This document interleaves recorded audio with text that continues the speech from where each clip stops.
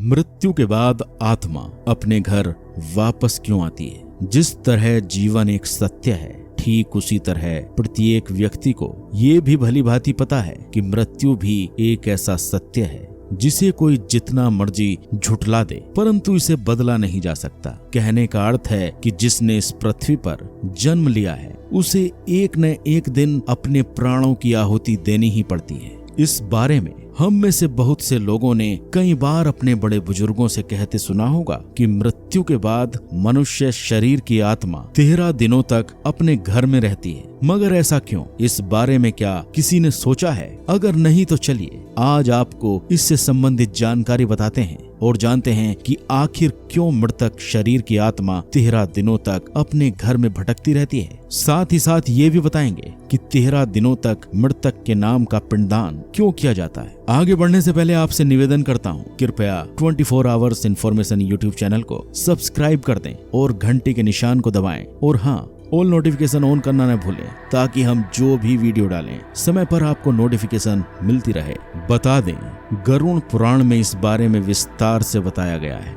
गरुड़ पुराण में बताया गया है कि जब किसी व्यक्ति की मृत्यु होती है तो यमराज के यमदूत उसे अपने साथ यमलोक ले जाते हैं। यहाँ उसके अच्छे और बुरे कर्मों का हिसाब होता है और फिर 24 घंटे के अंदर यमदूत उस प्राणी की आत्मा को वापस घर छोड़ जाते हैं। यमदूत के द्वारा आत्मा को वापस छोड़ जाने के बाद मृतक की आत्मा अपने परिजनों के बीच भटकती रहती है और अपने परिजनों को पुकारती रहती है, लेकिन उसकी आवाज को कोई सुन नहीं पाता। यह देखकर मृत व्यक्ति की आत्मा बेचैन हो जाती और जोर जोर से चिल्लाने लगती है। इसके बाद आत्मा अपने शरीर के अंदर प्रवेश करने की कोशिश करती है, लेकिन यमदूत के पास बंदिश होने के कारण वह मृत शरीर में प्रवेश नहीं कर पाती। इसके अलावा गरुड़ पुराण की माने तो जब यमदूत आत्मा को उसके परिजनों के पास छोड़ जाते हैं तो उस समय उस आत्मा में इतना बल नहीं होता कि वो यमलोक की यात्रा तय कर पाए।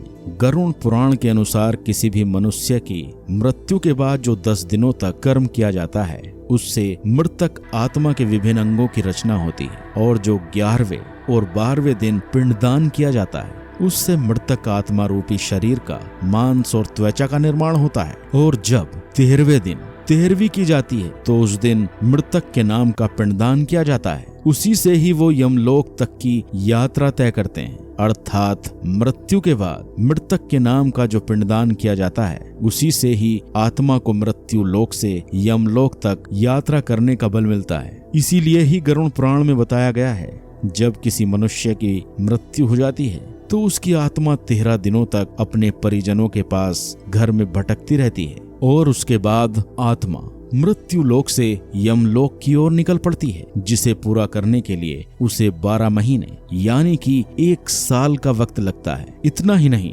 मान्यता के अनुसार 13 दिनों तक मृतक के नाम का किया गया पिंडदान उसके 1 वर्ष के भोजन के समान होता है। पिंडदान न किया जाए तो क्या होगा? इसके अलावा बता दें, अक्सर लोगों के मन में ये सवाल भी जरूर आता है कि अगर किसी मृत व्यक्ति के नाम का पिंडदान नहीं किया गया तो क्या होता है। तो दोस्तों आपको बता दें कि इसका भी वर्णन गरुड़ पुराण में किया गया है। जी हाँ, जिस मृतक व्यक्ति का पिंडदान नहीं किया जाता यमदूत उसे 13वें दिन जबरदस्ती घसीटते हुए यमलोक की ओर ले जाते हैं और मृतक व्यक्ति की आत्मा को इस दौरान काफी कष्ट उठाना पड़ता है। इसीलिए हिंदू धर्म में मनुष्य की मृत्यु के बाद 13 दिनों तक पिंडदान करना आवश्यक माना गया है। इसके अलावा आपको बता दें कि 13वें दिन परिजनों के द्वारा मृतक व्यक्ति के नाम का जो भोज करवाया जाता है, अगर वह कर्ज लेकर किया जाए तो मृत व्यक्ति की आत्मा को शांति नहीं मिलती। इतना ही नहीं, गरुड़ पुराण में यह भी बताया गया है कि जो व्यक्ति जीवित रहते हुए अच्छे कर्म करता है, मृत्यु के बाद उसकी आत्मा को यात्रा के दौरान यमदूत कोई कष्ट नहीं देते और जो व्यक्ति बुरे कर्म करते हैं उसकी आत्मा को यमदूत यात्रा के दौरान कई यातनाएं देता है और आत्मा को कई कष्ट भोगने पड़ते हैं।